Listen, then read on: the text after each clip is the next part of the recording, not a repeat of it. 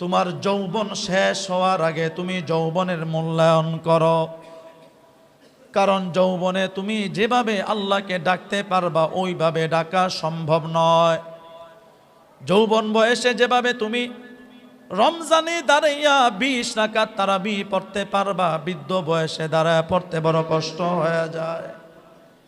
রমজান মাসে যেমন তুমি শাওয়াল মাসের 6টা রোজা রেখে কোরআন শরীফে তেলাওয়াত করতে পারো, ওইভাবে তুমি বৃদ্ধ বয়সে করতে কষ্ট হয়ে যায়।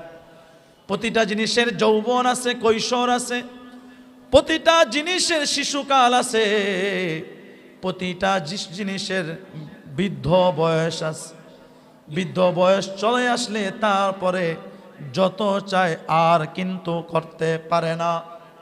একটা হিংস্র প্রাণী সিংহ, একটা হিংস্র প্রাণী বাঘ, একটা হিংস্র প্রাণী সাপ, দেখবেন যখন তার